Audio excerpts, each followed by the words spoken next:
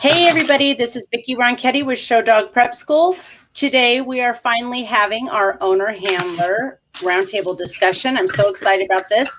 My four guests today are all successful owner handlers of varying levels of experience and different breeds.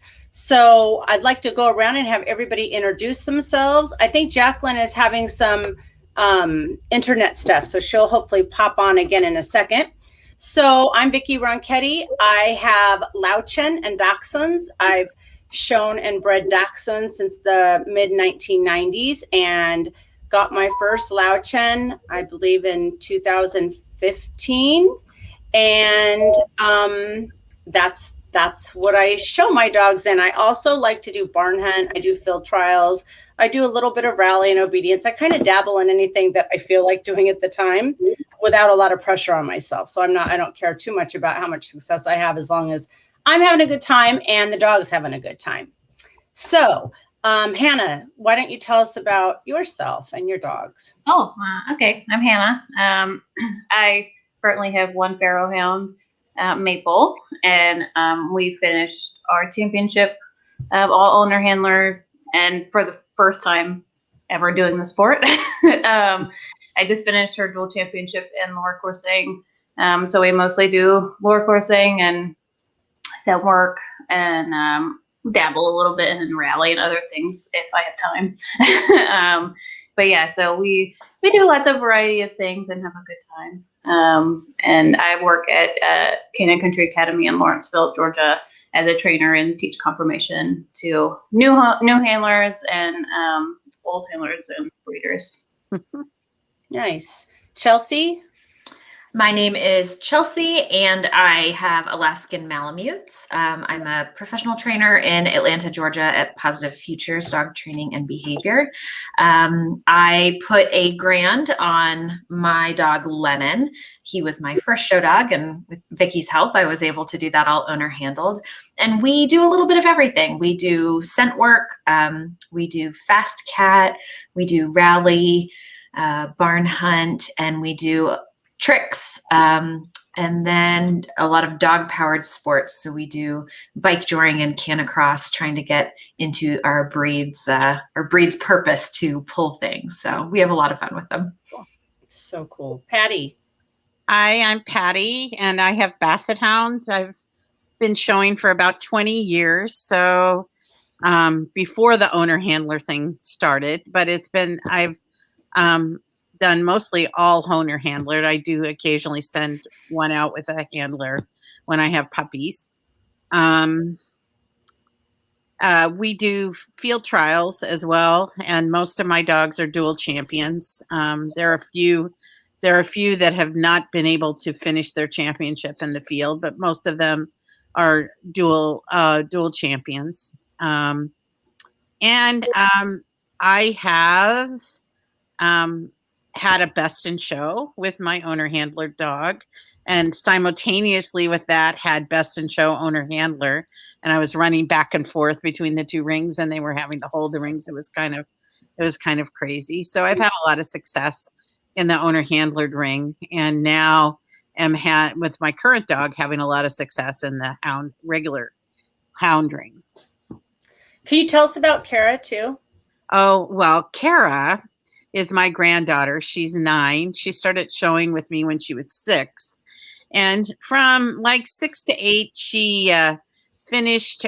I gave her a puppy to show. She finished the puppy, and she's working on her grand. She's not quite there.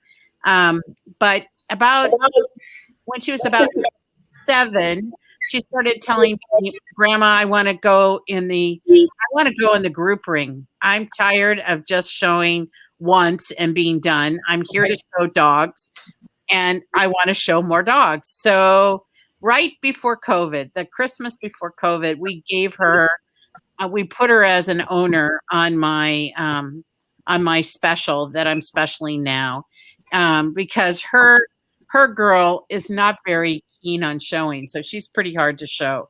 So she wanted a dog who wanted to get up and go. So she has now. I don't do owner handle on him.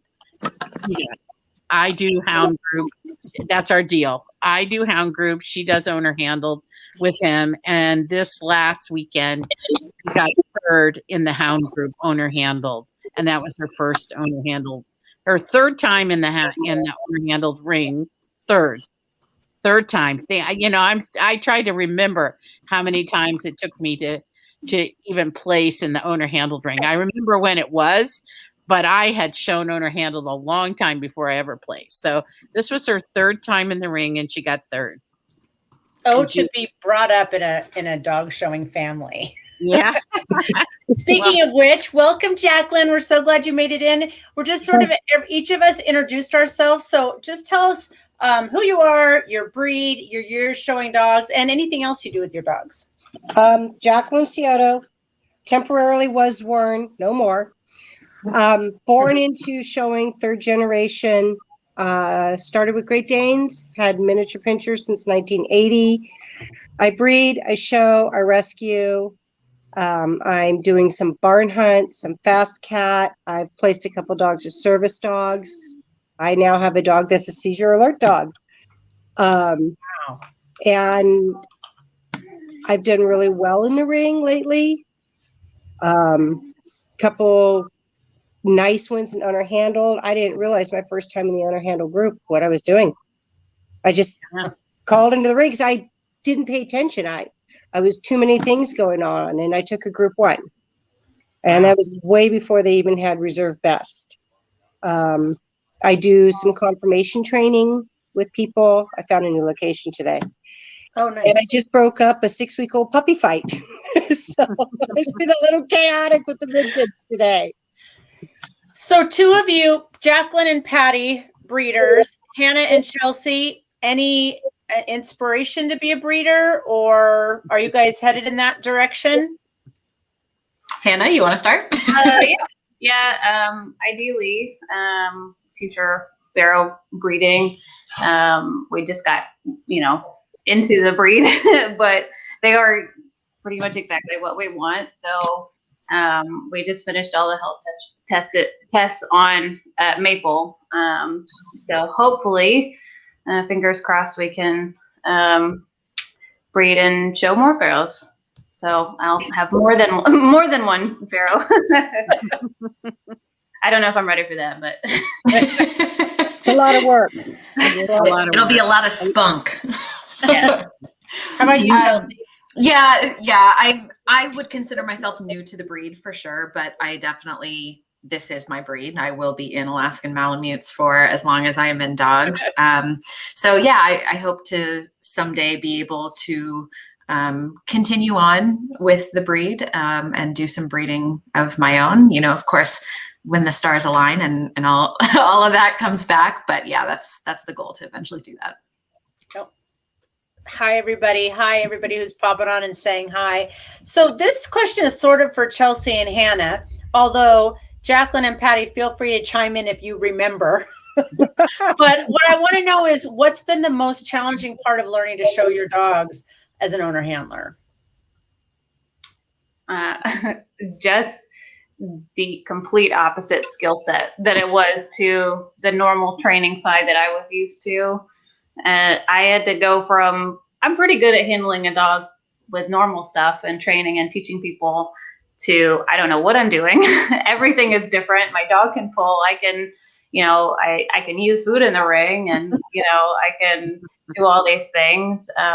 My breed is very welcoming to new people, and we're largely owner handled, outside of some pretty big specials. So I found the environment to be relatively, easy to come into, which I think I've been very lucky from hearing other people's experiences. But, just getting there and like trying to figure out what to do, because it's me and maybe one other pharaoh. There's not a ton out there. So Chelsea was super helpful in going to shows with me and meeting up and kind of making my own little like show family, which was really helpful initially to go in and, what do I do? Where do I go? Who do I talk to? Okay, do we just stay out of the ring now, or do we go back in? So that learning curve where you get to the show and everyone thinks you should know exactly what to do, it was really hard. But if you just ask, most people will tell you, but I think that's such a hard thing as an owner handler / new person. You don't want to look like I don't know what I'm doing, but sometimes if you say I don't know what I'm doing, people will be very helpful. Exactly. They really will. Good Yeah. point. Yeah. I think, I definitely think that learning anything new is challenging. And obviously I came into it already being a trainer, already having lots of experience training dogs to do all kinds of things. But learning a new skill is tough, and so coming in as a first-time owner handler, not only is the dog learning something new, but the human is learning something new. And to be able to do it with a certain level of finesse, and to make it look smooth, it took a lot of time. And again, that was someone who had dog skills, who was dog savvy. So that was challenging. I wasn't necessarily frustrated with it because I knew, it would come eventually. It was just a matter of continuing to practice it. I think for me, the actual show environment itself was a little bit more challenging for me. It was, if you haven't been to a dog show, or maybe if you've only been to a few smaller ones, it's a pretty loud and busy environment. And so when you're kind of coming in feeling like, I don't know anybody, I don't really know what I'm doing, it's just me and my dog, we're just playing this game together. That was pretty intimidating at first. And I kind of had to find my people. I had to find who could support me virtually and in person. And so I felt a little bit like a fish out of water until I was able to find that. But once I was able to kind of find that support system, I think that's when things really kind of felt good, and I didn't feel awkward or uncomfortable being there. That brings up a good point. So for Jacqueline and Patty, Hannah mentioned having a breed that's, a pretty rare breed, mostly owner handlers. I think that makes a difference when you have a breed that is a lot more pro handlers, don't you think? You guys have both a lot of handlers in your breeds, right? We do. We do. Probably not as much as Jacqueline, but there are more and more pro handlers. And one of my mentors said showing basset hounds is like stacking a waterbed. It's really hard to do it well. And every time I think that I've conquered it, something else will happen. Something else will, or see a picture or something, and I'll think I'll never be able to show a basset, correctly. So, I mean, I think there's an art, a real art to it that takes a long time to perfect. And when you're competing against professional handlers who have perfected it, it's hard. It's really hard. It is hard. It's a skill set that you have to acquire. You have to learn. You have to be open to learn, to listen, to study, to watch. Sit ringside at group and just watch and talk to people. But there is a difference, and we are getting more pros in my breed. And I love the pros, but we used to be primarily owner handled, which is really nice assets as well for a new person. Yeah. I think intimidating wise, because I took a hiatus for a number of years for medical reasons. I gotta tell you, when I came back, I still showed once a month or once every couple months. But when I came back, I was a nervous. I was shaking. It had been years. My computer giving me issues. And I felt like I'd never been at a show the first time I came in, and I had to get over myself. That was my hardest thing, was getting over my anxiety of, oh my God, I'm here. I haven't done this in a while. I'm going to look like a fool. Get over it. You're there having fun with your dog, and you're both learning. And, I like to tell people, if you don't know anybody, if your ring steward seems really friendly, talk to your ring steward. Ring stewards, they're like the heart, because they usually know everybody at the shows. They see them day in, day out. Right. And a lot of the ring stewards will say, oh, here, let me introduce you to this person. They're really friendly. And then they'll introduce you and go, oh, Nice. so it's new. So ring stewards are really essential for that too, among many other things. I want to point out this comment. I don't know if you guys can see the comments. You might have to be looking at your phone. But Janet Oatney said, I'll have to watch after. Training buddies are here. Would like you to address how to be seen at shows in a positive manner, not in a throwing yourself at the judge way. And then she added, also, Jacqueline is the best at this, being engaging and visible in the fancy without being over the top. I love you, Janet. Thank you. You guys got any ideas? Well, I think I watched my mentor with a top winning dog go from sort of being only known in the breed to being known by everyone, and having professional handlers kind of line up when she was at shows begging her to let them show the dog.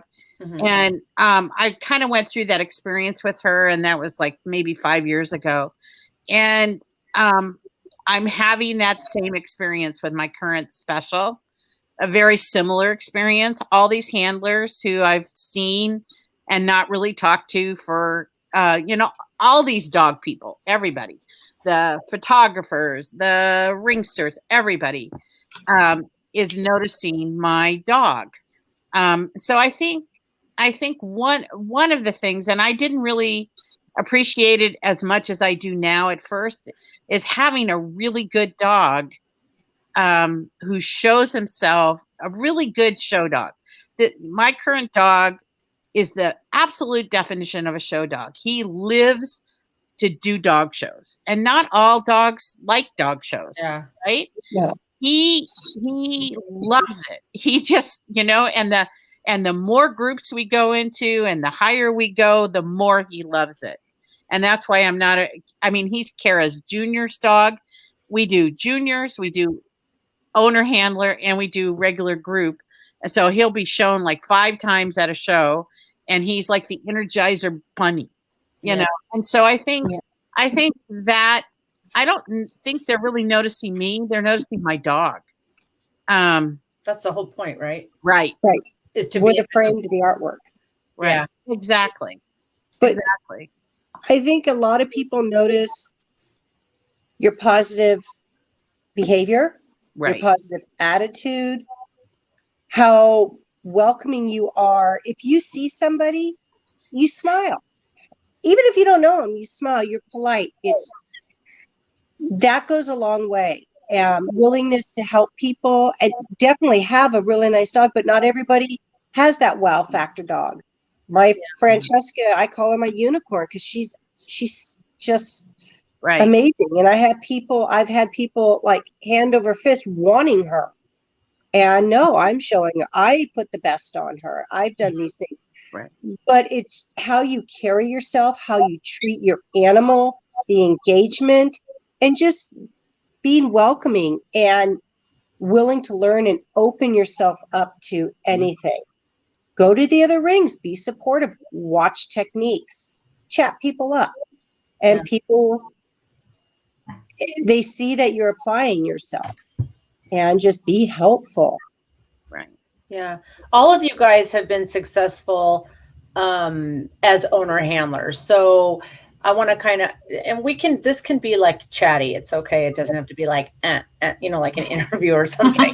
But, I kind of want to know like what successes you've had. I mean, you don't have to spill like the the biggest, greatest things, but you can, but like, I know Hannah and Chelsea have had not as many show dogs, but you guys have both owner handled, finished your own dogs, which is amazing. And then Jacqueline and Patty have had some huge wins with dogs that you've shown and you've bred. So how come, maybe we'll start with Hannah. Like, why do you think that you were able to do it? Is it because, obviously having some training chops helps, but is it, also having the commitment, being willing to work for it, right? And just keep trying, even though, and I think it's hard as a pro trainers to be so used to being pretty skilled at wrangling leashes and training a new behavior. And then you're like,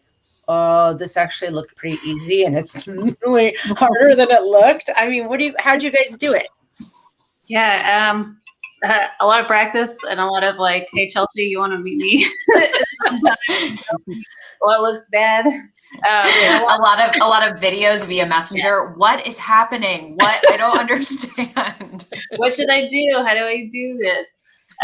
Yeah, I mean, it was a lot of like, it's really hard for us to find majors. And so I basically live like maybe an hour from the #2 bitch in the country. So I was like, all right, we're just going to show up and I don't expect anything. And it was zero pressure. I just showed up. It was me. I went in by myself. We did it. And then she came in. She won every single time. And it was just literally just run throughs at shows. And it kind of helped. Like, I didn't feel any pressure while I got used to the environment. You know, I think I occasionally had like 1 or 2 class bitches coming in and out, but it really wasn't a ton. It was just me and the #2. So I didn't feel a ton of pressure until we went to the specialty, and I was like, I've never seen more than 2 pharaohs in one room. And that was, our big entry was 30. And that was like a big entry for us, you know, quote unquote big. But that was the most nerve-wracking because I've not had a lot of competition. We got reserve winner bitch at our specialty. So nice. Congratulations. Yeah. When she was pretty young. So, and that was good. And that helped me, but it was really just, I always sign up, even if a lot of people come on the weekends, I always sign up the day before because I'm always nervous the first day and then I'm okay the rest of them. So I know myself and I say, let's just get this out. I know there's 0 dogs showing up. And I'm okay with that because I just needed to kind of like calm myself down a little bit. I'm not a super nervous person when it comes to that, but I just needed to just practice in a different environment and make sure my dog's okay in that environment. And, you know, I didn't have a force air dryer. And the first show we went to, we walked through a whole line of force air dryers. And she was like, I have no idea what's happening. You know, so that was a learning curve of like, find a different entrance, you know, stuff like that. Yeah. So, yeah, honestly, I can't tell you just to be point fodder sometimes, but it does help. Just go and have fun with your dog. If you lose, it's fine. Yeah. You know. How about you, Chelsea? Yeah, I felt much more confident after we got a championship. And I think that my confidence came from him being a bit more mature. You know, he wasn't a teenager anymore. And from me feeling more comfortable with what I was doing. And so I think that helped us quite a bit. You know, we did get some group placements. We were in the owner handle best in show ring several times. At our national specialty, we got some good placements in the working dog showcase, which was a big deal. It was a big honor to get that. And I think that it came with time. You know, I think that for a lot of people as an owner handler, and I definitely heard this when I was starting with my boy, I have a seal and white, which a lot of people say is harder to finish than a gray and white. And a lot of people were like, oh, you can just finish him faster if, you know, if you put him with a handler.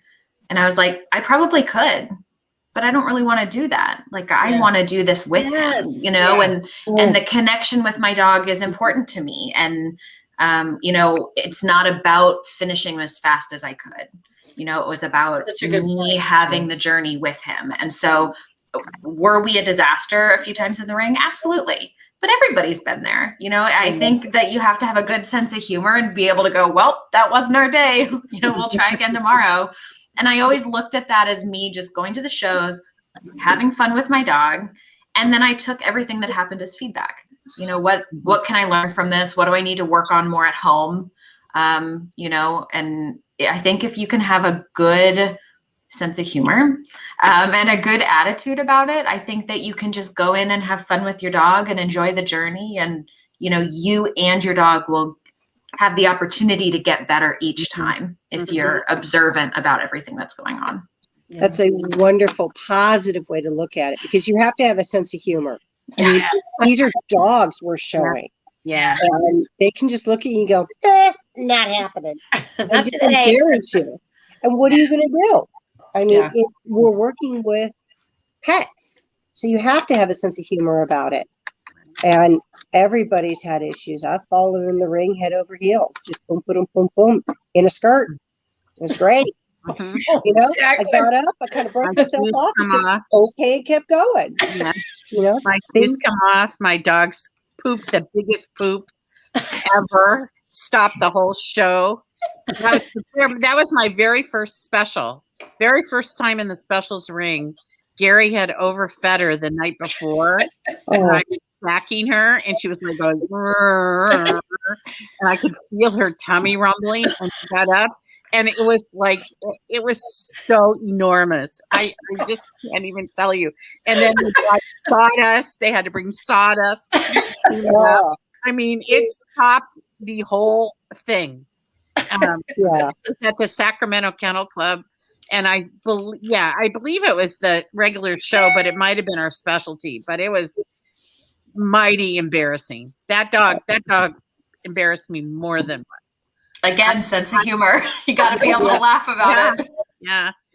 One of the things I want to say about being owner handled and the owner handled program with AKC is I remember the first couple times I went into the regular group ring, I had no idea. You know, they go flying into that ring, and I had no idea where to line up, and I just got completely run over. The beagles ran me over. The dachshunds didn't run me over, but I mean, I was like totally mystified what to do. And I think what the owner handled program has done is given us all an opportunity to be in group and learn that skill. And learning that skill has made me better for the times that I'm in regular hound group, and has taught me how to show my dog and also to hold my place when they're all running in and running over the top of you, knowing where I go and asserting myself to go where I go. I mean, I had people stacking in front of me, to block me and all that. All those kinds of things were happening. And that doesn't happen anymore. I know where to be and what to, and my dog has the skill set of being in a group, because when there's only one best of breed, and it's always, I'm also competing with the number like 1, 2, 3, and 4 Basset Hounds on the West Coast. So I get beat on a regular basis, so it's hard to get into regular hound group. But if you get in a group, any kind of group, it teaches you that skill and teaches your dog that skill, which I think is fabulous. It's a different energy than being in a group ring. That's right. Totally. The dynamic is so different. And it's like you said, the handlers, they're earning their paychecks. So they're really jockeying to be up front and to be the ones to shine, especially if you have a really good dog you're showing and they know it. Right. I mean, they're not rude. They're not. No.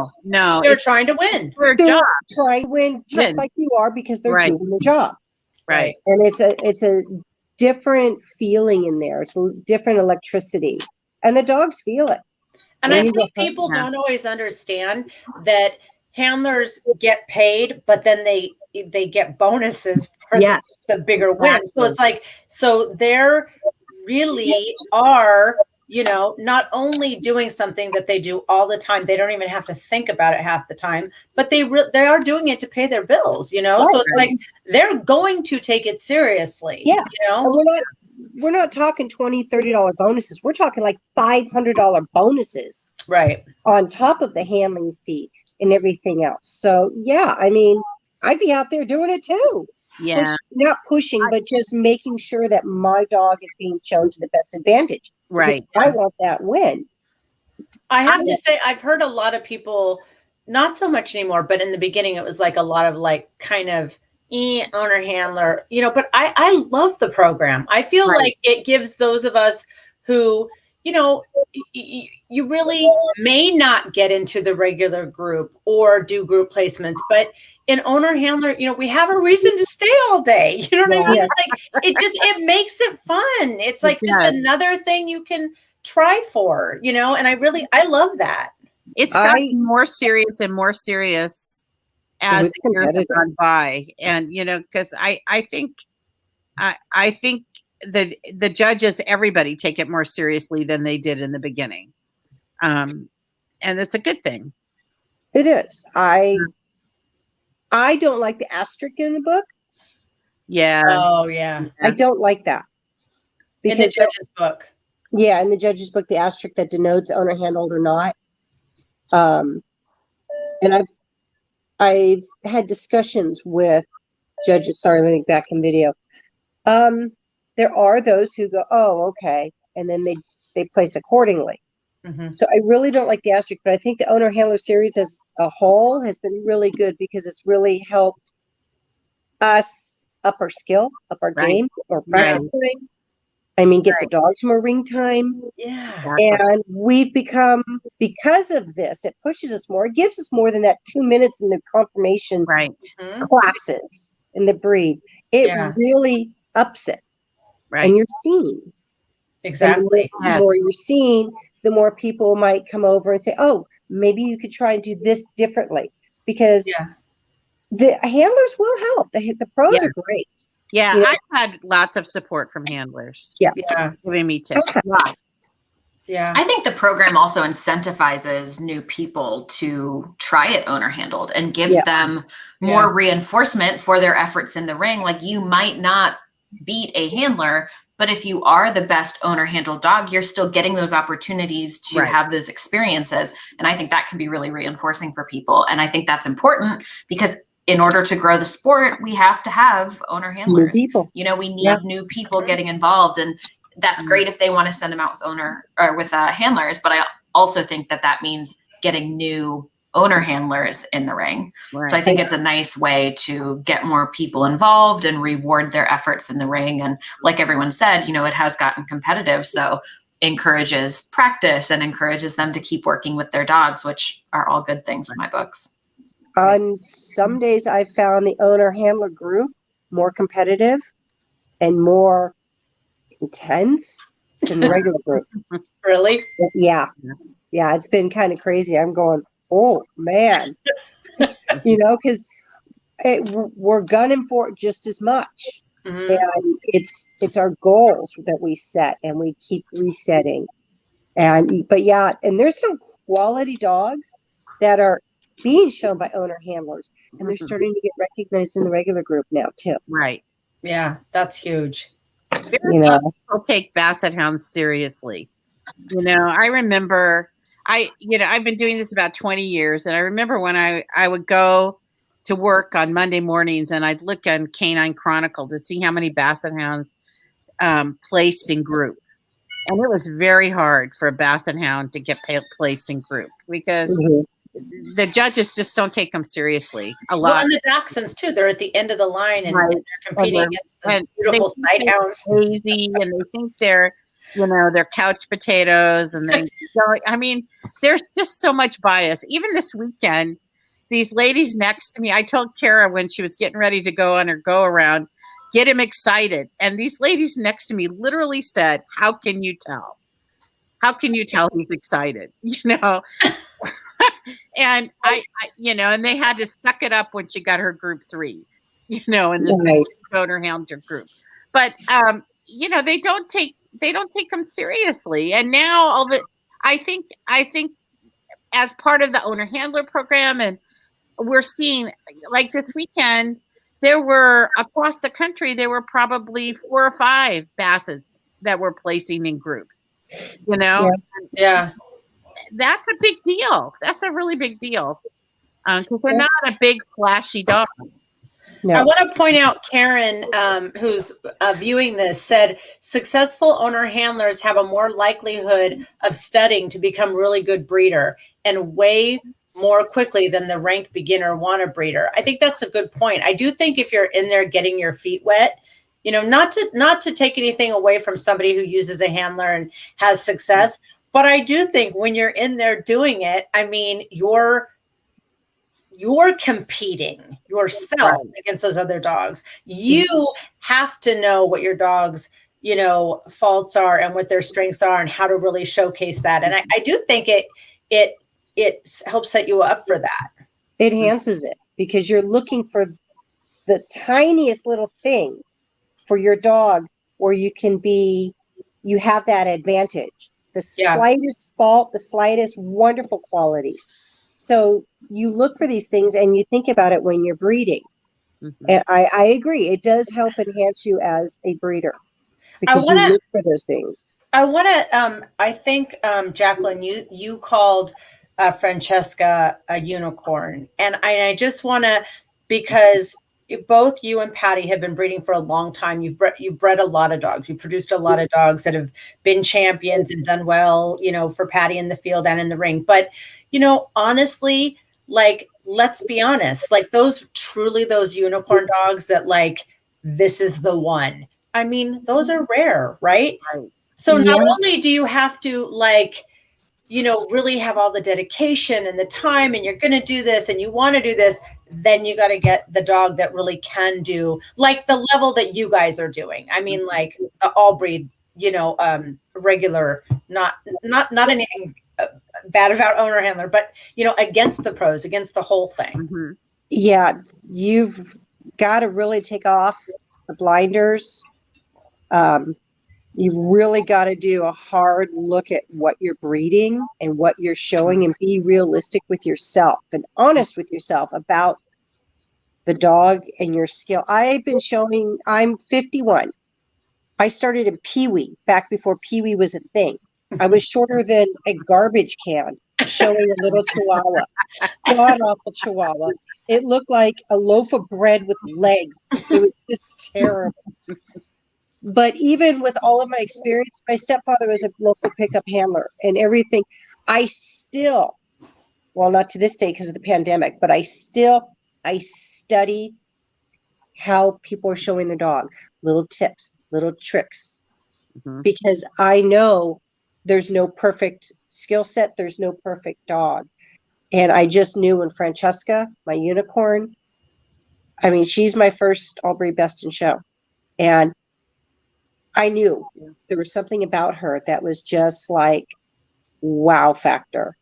And it took me a while because I saw a wow factor with her mom, but we didn't go to those levels that Francesca and I have. And it's not common. It's not common, especially when you're an average person. Yeah. When a hobby breeder. You don't have a big kennel. You have a set. You don't have a campaign. You're not doing ads every week. No. It's what I save on grocery shopping type of thing, you know? Yeah. I mean, and you need to be realistic with yourself and know that, okay, I can go, and there's nothing wrong with that. There's absolutely nothing wrong with that. I think it's great if you can look at an animal and be realistic about it, but it takes a long time to get that eye and to really know it when you see it.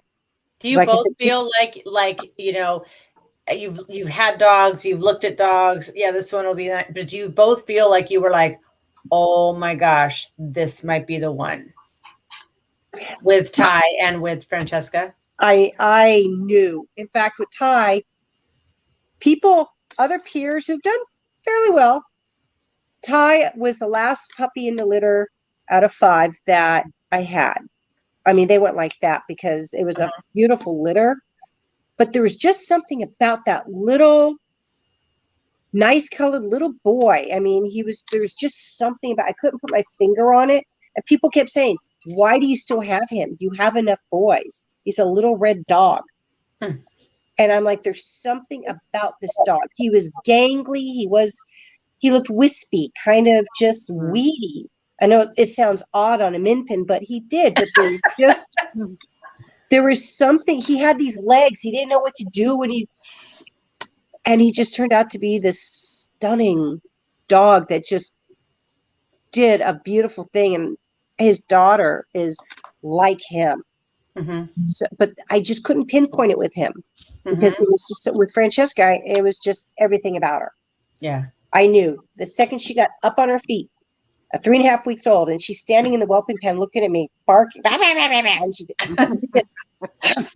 stomped her feet and looked at me in the perfect freestyle. And I'm like, are you kidding me? You can barely stand. But, and I've seen other ones, oh, it's a really nice dog. You know, I could special that for a little bit, but a wow factor, you know it when you see it. Yeah. You How about just, you, Patty, with your tie? So with my tie, his litter was a pretty fabulous litter. We had a very hard time deciding who to keep, and 6 out of the 8 finished their champions, and I think 5 Nice. grand champions. And 2 of them have placed at our nationals. They haven't won the nationals. Ty and his sister both have got a select dog and a best of opposite at our nationals. So in general, I want to keep girls. I don't want to keep boys because boys are hard to keep. And so I offered him to several people actually who turned him down. And then my mentor, Sandy Chrysanthus, she was the last straw because I knew in my heart of hearts how good he was, but I was keeping a girl. And so we were there at her house, and she was kind of wiffle waffling whether she wanted a dog again, because it's once you've had a great one, it's also hard to recover and have a and I said to myself, if she decides not to take him, he's coming home with me and he's not going anywhere. But she decided to keep him, and she showed him to his championship as a puppy. And then they ran out of shows up there in the Northwest. She really didn't have as many shows. And so he came down with me before the nationals when he was like about 18 months old, maybe a little over a year old, to get ready for nationals. And that's when I knew.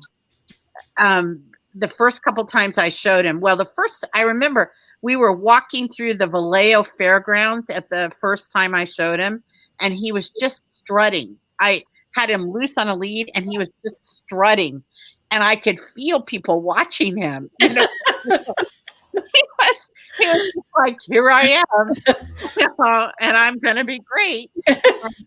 And so I sort of knew, but I didn't know how much he would enjoy showing. I mean, that's the X factor, isn't it, Jackie? Yeah. Having a dog.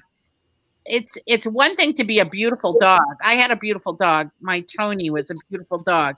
Oh, Hated showing. Oh Tony. my God. oh, He was so hard to show. And Snickers, the one who pooped in the ring, she was beautiful. But he, she was just an evil dog. yeah. Yeah. She would just make a fool of you. And Ty loves to show, and he knows the routine. And in fact, the last time he went out with a handler, Taffy McFadden said this about him. He had one group, and they didn't have enough people to take him into best, so they brought in another handler to take him. And the other handler said, it's been a long time since I've shown a Basset. And Taffy McFadden said, you're just holding his number for him. He will do the rest. Yeah. And he does. And I have a video of it, of what he just hold on, and there he goes. Francesca did that. I So, had a friend show her. Go ahead, sorry. Yeah. No, go ahead. I had a friend who'd never met her before, Francesca, never showed a toy dog before. Helped me out at the National because I was on my tie, her father. Uh-huh. And I said, take Francesca and breed for me, because I brought her out for the Nationals in my backyard. I entered her. She hadn't been at a show in months. She finished in 3-4 shows. Anyway, so she's on this like spaghetti string lead. And my friend is a sporting dog person.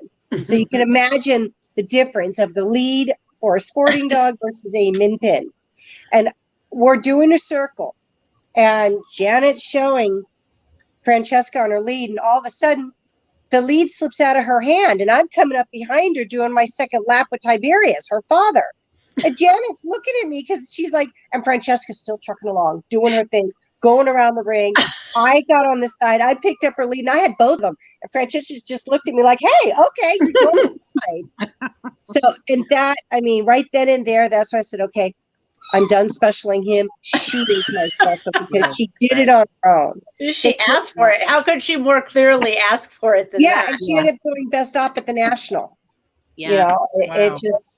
it was amazing. But they know it. They love it. There's something there. They just That's so cool. Yeah. I want to talk a little bit about starting with Hannah. I want to talk about if you guys see that there are advantages to being an owner handler, right? So like there are things that makes it where we should be able to be better than a pro, right? Like, do you guys see that? Do you feel that? Yeah, I mean, like, I only have one dog. I don't have to go back and forth. It's not really that stressful. You know, I just kind of, I mostly crate her in the car at shows when it's not hot because she actually doesn't sleep anywhere really. And so I kind of figured out over a couple of, shows, it was, why is she pacing once we get into the owner handler ring? And it's because she was exhausted. She just never slept. Yeah. And instead we'd always had an issue with pacing, but we kind of smoothed it out for a while in the show ring. But once we started doing longer days, I would have her in the crate, but she would still be tired because she would be waking up and everything. So I just started her crating in the car, or like bringing the car crate and setting it up very specifically, against a wall so that we don't have a bunch of stuff happening.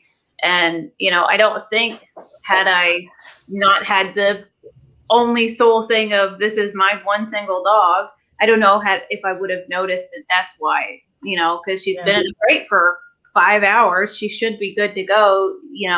Why are you doing this? And it's just, she was like, I'm kind of tired. I don't really want to do this. I can't really move it faster. I don't want to. So I think it benefits you in being able to like smooth your process out a little bit. Like you can focus on one dog at a time and know your dog. You don't have to quickly build a relationship. Will you work for me? It's like, we're going to go home together and then we come back together the next day, Yeah. I don't have to worry about, anything. You're my dog. And if you don't want to do it today, there's no pressure. You don't have to do it today. You're still a good dog. I think that's a good point. And it's interesting because particularly with my from shy to showy clients, I mean, sometimes it's hard when they're like, the dog's going to go with a handler. And I'm kind of like, this dog can't. Like, this dog can't. If you can't do it, it might not happen. You can try, but you need to know that this dog is so sensitive that it might be too much to be with someone else.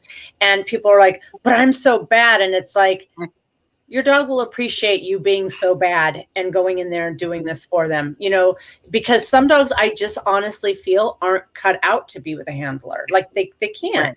It's a whole thing too. It's not just being handed off. It's the whole thing, Yeah, with a bunch of dogs.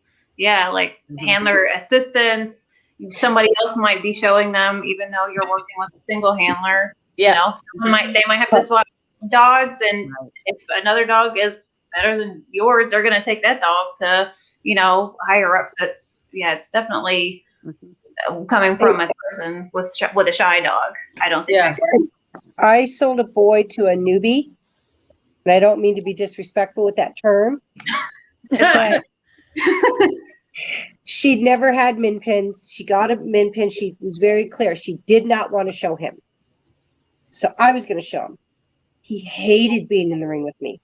I lived with her, absolutely hated it. And she put both majors, his 3 wins, and his 2 group placements on him as an owner handler who'd never shown a min pin before.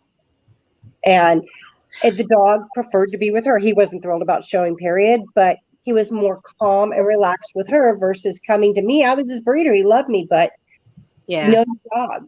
But some people, I don't think they realize that some dogs do it because you ask them to. And they love you. And their person said, can you do this? And so they said, yeah, I can do this for you. Right. Not Nobody else. for, yeah, exactly.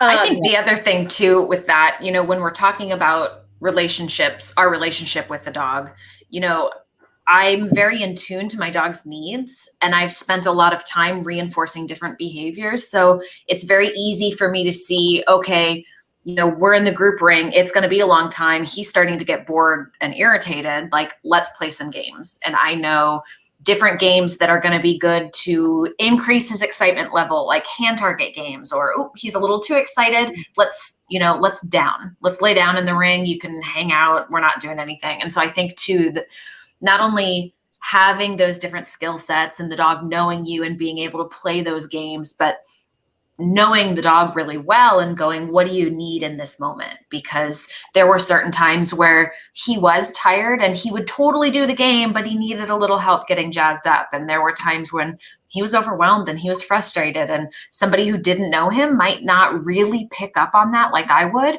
or know exactly how to help him. So I think that, you know, in some circumstances, if an owner handler is willing to give themselves the time to figure the skills out and learn the new game, I think that the dog can be even better with them at the other end of the lead, because they have that connection, and the owner is going to know what the dog needs. Right. And Chelsea too, everybody really, don't you also think that, like, you know, you can give a handler all the permission in the world, or even say, look, do not do this to win. You know, I would rather but it's still, it is their reputation on the line. So even if you say, look, I don't want you to, make him do this, then they're standing in the middle of the ring looking like they're not working. You know what I mean? And so I do feel like it's hard to, to be able to say, I don't really care if we win. I mean, this is my dog and this is what matters. But if you're a handler, then a lot of things matter, like, getting paid, making your livelihood, but also, like feeling the pressure of, even though the owner says I shouldn't, they still want to win, right? I think there's that piece too. It's competition. It's a sport. Right. We are all competitive. Otherwise, we wouldn't be even just slightly interested in it, because it is a sport. Exactly.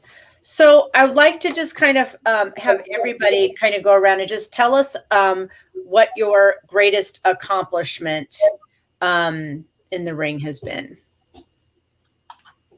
Starting with me again. Sure. Yeah, let's start with Hannah. I honestly think it was taking a dog who shut down in the ring to finishing her. That was hard. Like a dog who absolutely did not want to be touched, to, all right, I guess I'll do it. I know, but I don't know that everybody knows, like, how really hard it can be, especially with a really primitive breed like that is not like, hey, everybody touch me. That it's like, I mean, because I worked with a few who we had to just turn ourselves inside out, and we did. We finished them and we got them to where they, they didn't turn into I love the ring, but they said, yeah, I can do this for you. It's not scary anymore, and this is okay. But that's a huge accomplishment. So I'm glad you recognized that as what it is, because a lot of people would have been like, you know what, like, this is just too, no, I can't do this, Right. Yeah, mine was like, I'm not going to force her. So let's see if we can make her like it a little bit. I mean, she tolerates it, but that's just who she is. And then, when the specialty show, when I was freaking out, she was like, I got it. It's fine. Don't worry about it. Oh, nice. Nice. How about you, Chelsea? One, of course, like getting big ribbons, getting placements, all of that is really fun. But I think that the biggest thing for me at the end of the day was being able to go to a show. And I mean, I think I heard this almost every single time I had him out. The judge would come up, smile at him, and say, I think you are the happiest dog I've ever seen. Oh, and for me, like, in the breed, a lot of people want the Malamute to be very still and stoic because they're a working dog and they're supposed to be big and impressive. But for me to be able to have a dog that enjoyed doing it and enjoyed doing it with me, like that was it for me. That was why I was there, and I always said if at any point he didn't want to do it, we wouldn't do it. And there were some days that we didn't, but that was always the biggest compliment that I got, was them acknowledging that he was having a good time and, wanted to be there and wanted to do it. And I also think that, the fact that you're getting out there on a bike or a sled and all this crazy stuff, and you're just able to tell your dog to go or to go right or to go left or to stop. I mean, that's amazing. You have to have a relationship for that. It's that's a lot of work and a lot of training and a lot of trust. So and that's one of my favorite parts about, being an owner handler and helping other people be an owner handler too, is that relationship you build with your dog. That's one of my favorite things about all the stuff that I get to do with my dogs, especially like you said, like the dog powered stuff, like the dog is attached out in front of you. If they wanted to do their own thing, they totally could, it's not about control. It's about the relationship and the trust and the training. And I think that the skills that you get as an owner handler, you can take with you far outside of the show ring, and it's going to benefit you and your dog in so many ways. Totally. Yeah. Absolutely agree. I will say it's really freaking hard to get a photo of Lennon from outside of the ring. I've tried to The tail is always blurry. So great. It's so hard to get a serious photo because he just enjoys it so much. It's always fun to watch, a dog who actually enjoys himself. We How worked about hard you, for it. Patty? So I've been thinking as you're all talking, and I value the dual champion very, very much. I remember when I finished my very first dual champion and how cool that is. So I don't know that Ty will be a dual champion, but his mother is a silver grand champion in the show ring and a grand champion, grand field champion. So she's a dual grand champion, and there are only about 13 in the country. Wow. There's only 2 that have a silver in the confirmation ring. And what I've done with his mother is that even though she can be shown in best of breed at specialties and the nationals, I show her in the field trial bitch class, and I do it make a point that you can be beautiful and still function and do what you're bred to do and do it well. And sometimes I lose in that class and I don't get to go to best of breed with her. But more often I do win.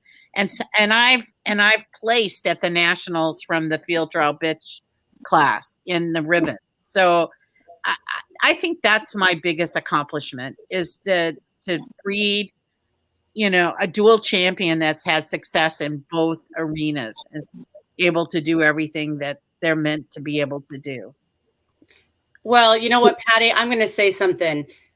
I always, you know how I feel about you. And I've always thought you were, a hell of a breeder, but a breeder who comes on here and says, I'm not going to mention my all breed best in show that I own or handled, it's but I mean, I think that that's so fabulous. What matters to you is that you're creating, working dogs that can do what they're bred to do. And they can also, go in the show ring. I think that's amazing, because it's well-rounded. It's the whole thing. The whole picture. I kind of think of my best in show as this big fluke, even though, it happened. I really honestly didn't, I didn't think I didn't even begin to imagine that it could happen. I sort of had this idea that I might do well in group because it was opposite the national in Florida. So I figured a lot of people would be in Florida, but there were a lot of people still there at the show. But so it was something I didn't ever expect to do. Yeah. And yes, it's a big deal. It was a big deal. But I think it's a bigger deal to be able to breed dual champions. I think dual champion, there are very few breeders out there in the Basset world that are actively breeding dual champions. They're either doing one or the other. And Wow. I think it's really important Yeah. to Exactly. have them be able to do what they're bred for. Yeah. How about you, Jacqueline? There's no real one thing. Sure, the wins, but like Patty, form and function. The dog is supposed to be able to do what it was bred and created to do. Sure, they're beautiful in the ring, they flow, they're gorgeous, but they still have to be a pet. They Right. still have to be healthy. And being known for that, breeding healthy, sound, typey, well-adjusted, Right. that's huge. Judges that I know can find a dog of mine across the country with an owner handler in the ring. And then let me know, I thought that might have been one of your breeding. And I look in the catalog after the show. Oh, and their parents are due titled. It's a lot of things, but sound, healthy, quality animals that are just as fabulous on the couch as in finding the rat in the barn and taking that ribbon at the show. Right. And being known for that. That is huge. Yeah. And you said one of yours is doing, was it seizure alert or? Yeah. I've got a boy who's the boy that came in with a newbie years ago and got the group placements. He is now a seizure alert dog. That's amazing. How can you what can give you more joy than that, Knowing that the dogs are helping people, it's pretty awesome. I've got one in New Hampshire that's a service dog. I've got a couple. Because you know what? They love people. They're in tune to their humans. And if they can give back, and if you can give back to that, it's amazing. It's and amazing. Coming from another breeder who's won an all breed best in show, owner handled. Yeah. I mean, owner handled in the regular best in show. That's amazing. Yeah. In there with the big wigs, McFadden. I mean, just you name it. I couldn't even believe it when it was called. I'm like, huh? Me? Yeah. What? Yeah. And Bill's like, go, honey, that's you. But yeah, you gotta be able to live with the dog. I mean, and I do think that, just as far as, most of my experience obviously is showing around here. And we do have like a really supportive, for the most part. The really, really big pro handlers are so helpful and so kind, and just, literally would help you win. If you know what I mean? Like there are, like, I'll never forget, starting out in dachshunds and would warn all, when I got a little bit behind the table, get over here. You don't get back there. You get out here in front. You're not going to be behind that table. You know what I mean? And it's just like, and I'm just all, like 25. And he's like, no, you paid your money. You get out here. Yes. And he wasn't the only one. I mean, there were other handlers who were not doing that. Right. So there are some that are not that way, but then there are some who are going, I see what's going on. Get over here. You know what I mean? True professionals. Right. You're very true sportsman-like professionals. Your upper echelon. They encourage, they want to support you. They want to see you in there. They want to help you because they want you in there. Because without us, you're going to have the same 7 people going around the ring every time. And if you're really good, I mean, you don't have to feel threatened by anybody. You just do your thing, and you know what I mean? You love the sport for what it is, that's, you win some, you lose some. Yeah. Anything anybody wants to add? I would say, like, along those lines, the handler that I lost to for like 10, 15 times, every time I saw her, she was like, that looks really good, and she just kind of casually commented, good job, and then left.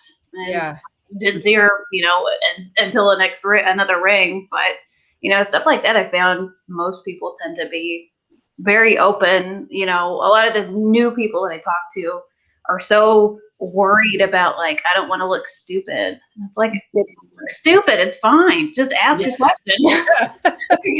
It's fine. But you can't get over it until you just do it and just ask, you know, I feel like judges aren't robots. Most of them are pretty human. You say, I'm new, I have no idea what I'm doing. They'll break it down for you a little bit more, and they'll speak louder, and they'll be more clear, like, you have to do this and this and this. But if you go in and you act like you know what you're doing, and then it makes it look like you're ignoring them or you're doing it on purpose, it can kind of put a bad taste in people's mouths. Yeah. But if you're just like, I don't know what I'm doing, can you tell me what to do? They'll absolutely, you do this. So I think, especially like new owner handlers, if you just shrug and say, can you repeat that? I don't know what we're doing. Most people will be fine. You'll get a little grace, you know? I think that's what I've seen a lot of owner handlers who've never really done it. They go in and they don't ask, and they're not told. Like they're not told what to do because they don't ask. And then they kind of like bumble their way through it, and they're like, I hate this. I don't want to do this again. I feel like an idiot. And it's like, good, just ask. You know, nothing against being dumb for once and not knowing what to do. I think the other thing on top of that too is like being open to learning new things. You know, I think that a lot of times walking into a new environment, no matter how much or how little you think you know, it's intimidating. Like you're going to be intimidated walking into that environment. But no matter how different the people are around you, if you know what you're willing to do, you know, equipment wise, training wise to your dog, you can still hold your values and learn a little bit from everybody. You know, like even if people are different than you, if they've been in the breed for a long time, or they've been breeding or showing or judging, like if you can keep an open mind and just kind of pick and choose pieces from everybody, you can learn a ton no matter who is around you. And so, you know, in addition to asking questions, like just listening, being willing to talk to people, and, you know, at the end of the day, like going, okay, what did I learn today? You know, and how does that change what I'm going to do with my dog? And it might not change anything that you do with your dog, but it might, you know, and I think that that's important to, as a new person coming in, being willing to learn and listen to what other people have experienced and have to offer. Yeah. And a smile and a thank you gets you a very long way. Yeah. And it's a good exit. Yeah. Oh, thanks. Yep. I'll think about that. Or that's a really good piece of advice. A smile and thank you. Thank the judge. Thank the exhibitors. You know, gets you a long way. Yeah. And use it or don't. You know, you get to decide ultimately if it's a piece that works for you and your dog or not. Right. Well, and there was, you know, coming from a breed where some people are pretty heavy-handed with them, you know, there were lots of great advice that I got, and I just implemented it in a little bit of a different way, you know, sticking to my guns still, but still taking that piece of information. So I think that, you know, again, you know, having that support system behind you, people that are willing to train in the methods and manners that you want to, and then, you know, again, smiling and nodding, thanks, that's so good. And still being respectful, even if you're not going to take it. Yeah. And also being able to be like, hey, you know what? She's got a point there. How can I still take that and do it this way? You know? Anything to add, Patty? I'm just sitting here thinking, I can't even remember who told me this, but I'm a very late person. I'm always late. I'm only on time for a few things. Dog shows, airplanes, you know, things that have consequences. But it drilled it into me. Weren't you a cardiac nurse? I was an oncology nurse. Oh. And believe me, I had a lot of trouble getting to work on time until I had a baby, and then I got a little more organized. But then my 30 years, I was my own. Essentially, I worked my own time schedule, so there was no being to work on time, because that's the only way I could have a job. Anyway, they taught me to be to a dog show an hour before your show time, and one of those things that you do, it gives you time to sit and watch what the judge's ring procedure is, and I've tried to teach this to Kara, to sit, to have enough time to sit and watch the whole ring procedure, so that when you get in there, you know what they're going to do with you. Yeah. And that always helped me not feel so foolish. I sort of knew what was coming, and how they, that were they having you go down and back on the diagonal or straight out? Were they having you do a triangle? Those kinds of things I saw ahead of time. Yeah. So I think, for somebody new, that really helped me. And then the other thing along the lines that we were talking about, getting advice. I think we really need to think about how we give advice, because people who told me things when I was brand new, they stuck with me for years. I remember, somebody, and this wasn't a positive thing. Somebody said to me, "Oh, see that person? She's standing next to that exhibitor. She's allowing the judge to see them together, so the judge picks her dog." And it was a really good judge. It's a really, really famous judge, very good judge. But for years, I thought she was a terrible judge because of that comment.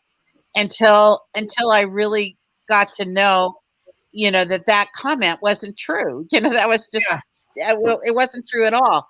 And we had people telling us when we were beating them in our age group, "Oh, your dog is so mature, you should move them up to open," and they were doing it to get rid of us, But it was just those kinds of things that I try to be very positive with new people, and informative and helpful, and make and I think that's really important to encourage people. I don't know why.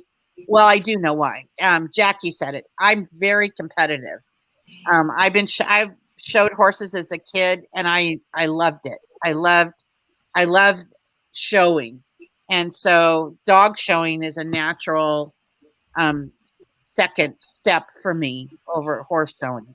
But I think there are a lot of people that are discouraged by that, and I try to be very encouraging and positive with new people. Yeah, true competitors want competition, and they want great competition, right? Anything to add, Jackie or Jacqueline? No, I think everybody's really touched on some really important things. Just, be willing, understand that it's a judge's opinion at that time. And that's not an everyday thing. Right. And tomorrow's another day. There's going to be another show. Right. You go home with the best dog because it's yours. Exactly. And it's don't let it get to you.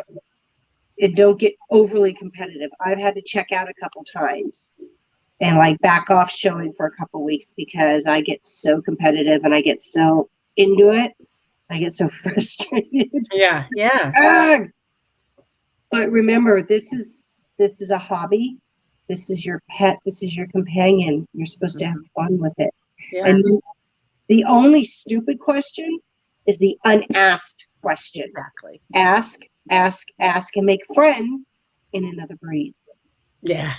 Because they're going to cheer you on no matter what. That was a big game changer for me, honestly, because and it's just nice to have that.